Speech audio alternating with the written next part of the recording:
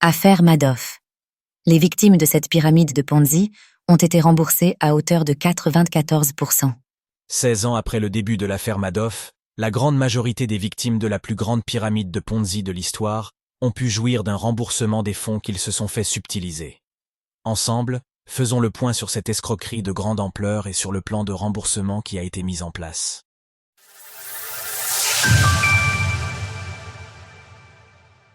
L'affaire Madoff, la plus grande pyramide de Ponzi de l'histoire.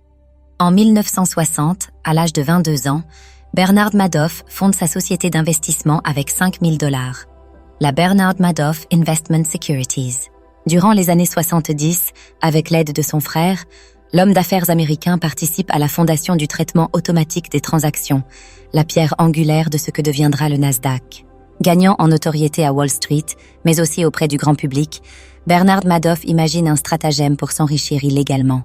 Il décide de monter un fonds d'investissement spéculatif dont le taux d'intérêt s'élève soi-disant à 11%.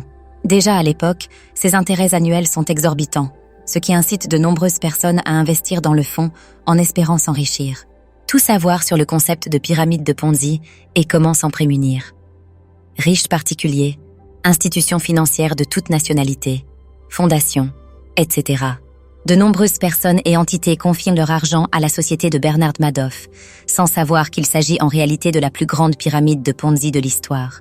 Durant l'automne 2008 surgit la crise des subprimes qui touche le secteur des prêts aux États-Unis. Devant cette crise économique, les nombreux investisseurs ayant fait confiance à Bernard Madoff exigent de récupérer leur investissement et les bénéfices associés. Cependant, le courtier ne dispose pas des liquidités nécessaires pour procéder à toutes ces transactions. C'est à ce moment-là que le monde entier découvrit que le fonds de Bernard Madoff était une arnaque, l'une des plus grosses escroqueries financières de l'histoire. En tout, le préjudice est évalué à $65 milliards, incluant les intérêts fictifs accumulés par les investisseurs durant des années. 15 ans pour rembourser la majorité des victimes de cette affaire. Les fils de Bernard Madoff, au courant de l'escroquerie, interpellent le FBI qui arrête le principal concerné en décembre 2008. Dans le cadre de son procès, il plaide coupable, évitant d'être jugé devant un grand jury.